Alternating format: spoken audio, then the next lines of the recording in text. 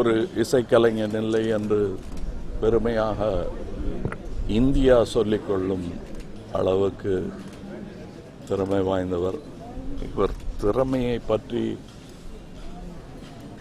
புகழ்வதற்கான அருகதை கூட எனக்கு இருப்பதாக நான் நினைக்கவில்லை. இப்படியும் ஒருவர் வாழ்ந்தார், இசைத்தார் நமக்காக என்று சொல்லி நம்ப வைக்க வேண்டும் வருங்காலத்தை.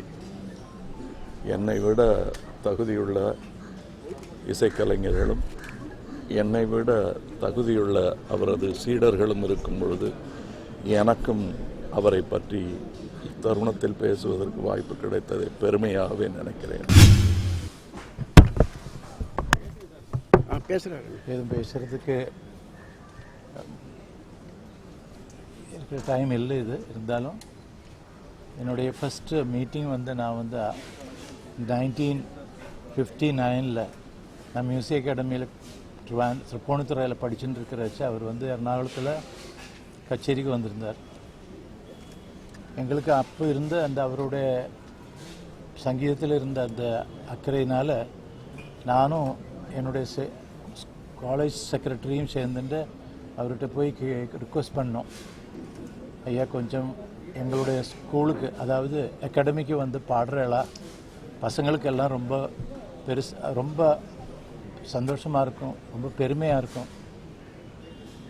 எல்லா கலைஞர்களுக்கும் உடனே ஐயோ நான் இப்போ தானே கச்சேரி முடிஞ்சு வந்திருக்கு, என்னால் முடியாது, அது எப்படி நான் இன்னொரு தடவை வர்றேன், இது பழக்கமான ஒரு விஷயம். ஆனால் சந்தோஷமாக சிரிச்சுட்டு கண்டிப்பாக வர்றேன்ப்பா, கண்டிப்பாக வரேன்னு சொன்ன அந்த இது இப்போவும் எனக்கு ஞாபகம் இருக்குது. அப்போ நாங்கள் யாரும் நான் எதுவுமே இல்லை, இப்போவும் எதுவுமே கிடையாது. இருந்தாலும் அவரோட அந்த அந்த அந்த சந்தோஷமான யாருக்கிட்டே இருந்தாலும் அதுதான் எங்களை இன்னைக்கு கூட மறக்காமல் இருக்கிறது. பகவானுடைய அனுகிரகத்தினால அவருக்கு இருந்த அந்த அந்த திறமையை பற்றி நான் எதுவும் சொல்ல வேண்டாம், எல்லாருக்கும் தெரிஞ்ச விஷயம் இருக்கும். இருந்தாலும் பெரிய ஒரு சங்கீதத்தில் ரொம்ப ஜீனியஸ்னு சொல்லலாம், இங்கிலீஷில் சொல்லணும். அது பெரிய பெரிய நிலையில் இருந்த ஒரு சங்கீதജ്ഞர் நமக்கு நஷ்டமாக இருக்குது. நிறைய பேர் போயிட்டே இருக்கானுங்க. ஆனால் கர்நாடக சங்கீதத்துக்கு இந்த மாதிரி ஒரு பெரிய ஒரு நமக்கு நஷ்டமாக இருக்குது. இதுக்கெல்லாம் நம்ம என்ன நினைக்கணும்னா, பசங்க சங்கீதம் படிக்கிறவங்க சும்மா வெறுமனே டைம் வேஸ்ட் பண்ணாமல் அவர் சின்ன வயசுலேருந்து கடைசி வரை படிச்சுட்டும் சொல்லியும் கொடுத்துட்டும் இருந்த மாதிரி எல்லோருமே அவரை ஞாபகப்படுத்திண்டு ஞாபகத்தோட அவரோட திறமையை மனசில் நினச்சிண்டு அவரை இமிட்டேட் பண்ணணும்னு நான் சொல்ல மாட்டேன். ஒரு காலமும் ஒரு ஆளையும் இமிட்டேட் பண்ணி ஒரு காலமும் வரவே முடியாது. பட் ஆக்சுவலி உங்களுக்கு என்ன இருக்கோ அது அவங்களுடைய ஐடியாஸை கொண்டு நம்ம குரல்லையே நம்ம இதுலேயே கொண்டு வந்தோன்னா கண்டிப்பாக அவரோட அனுகிரகம் இருக்கும். எல்லாரையும் யாராக இருந்தாலும் ஒரு சங்கீத இதில் பந்தப்பட்ட யாராக இருந்தாலும் அவர் பழகிறதும் பேசுகிறதும் சிரிச்சுண்டு பேசுறது. லாஸ்ட்டு நம்ம செம்பையோட உற்சவத்துக்கும் அவர் அனுகிரகம் பண்ணார். அவரால் நடக்க முடியலை, இருந்து கூட கண்டிப்பாக வர்றேன்ப்பா, நான் உனக்காக கண்டிப்பாக வரேன்னு சொன்னது இன்றைக்கி கூட இது இருக்குது. எனக்கு வேறு எதுவும் சொல்லிக்கிறதுக்கு இல்லை.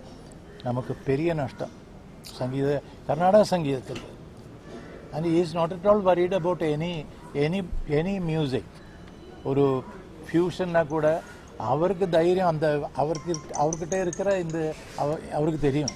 அதனால என்னோட குரு மாதிரியே செம்பேசாமிக்கு எந்த பயமும் கிடையாது, எங்கே வேணாலும் பாடலாங்கிறாங்க. அந்த திறமை அவருக்கு இருந்தது. அது இன்னைக்கு இப்போது நம்மக்கிட்ட இருந்து விலகி. ஆனால் நம்ம மனசில் இருந்து எந்த மனசில் இருந்தும் அது போகாது. அதுதான் அவரோட பெருமை. இசை உலகுக்கு மாத்திரமல்ல, உலகத்திற்கே ஒரு பெரிய இழப்பு என்று சொல்வேன். அவர் இசை மேதை மாத்திரமல்ல, ஒரு நல்ல மனிதர்.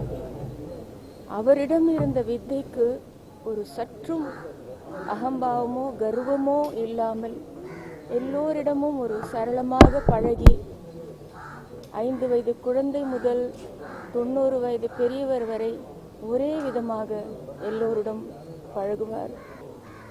ஒரு இசை கடல் அவர் இசையமைச்ச படங்கள்லையும் பாடியிருக்கேன், அவரோட சேர்ந்து திரைப்படங்களை பாடியிருக்கேன். தனிப்பாடல்கள் அவர் இசையமைத்து பாடியிருக்க.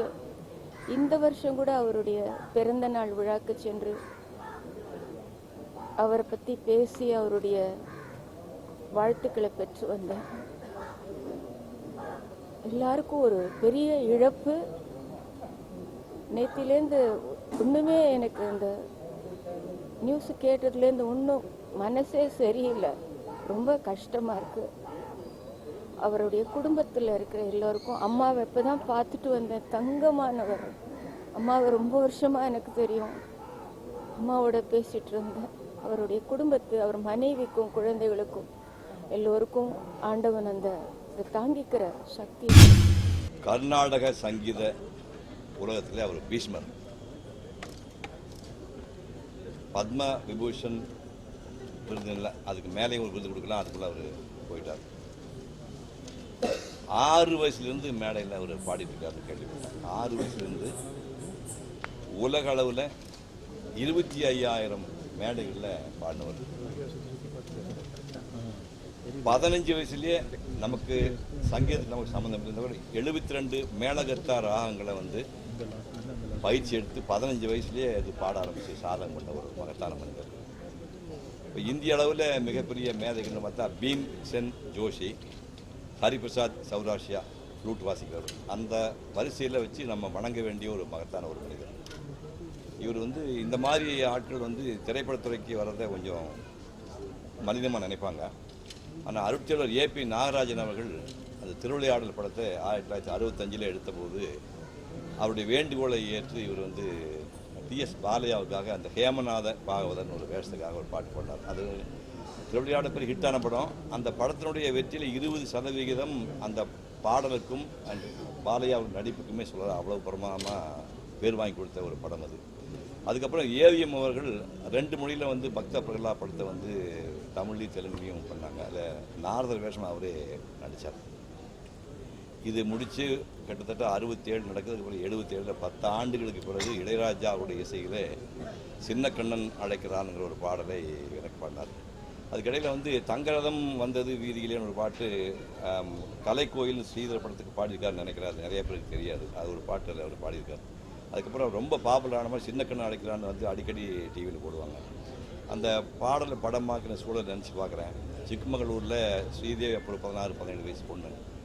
நாங்கள் காலையில் 3 மணிக்கெலாம் எழுந்துருவோம். 3 மணிக்கு எழுந்து நான் கிருஷ்ணன் வேஷம் போடுவேன். பிளாக் அண்ட் ஒயிட் படம் கிருஷ்ணன் வேஷம் போடுவேன். ராதை வேஷம் ஸ்ரீதேவி போட்டுக்கிட்டு முடுகரேன்னு பேர். அது லொக்கேஷன்லேருந்து சிக்மகளூர்லேருந்து ஒரு 30-40 மைல் போய் மலை உச்சிக்கு போய் சூரிய உதயத்துக்காக காத்துட்ருப்போம். சூரிய உதயம் மேலே வரும்போது இந்த சின்ன கண்ணன் அழைக்கிறான் பாட்டை நாங்கள் படமாக்கினோம்.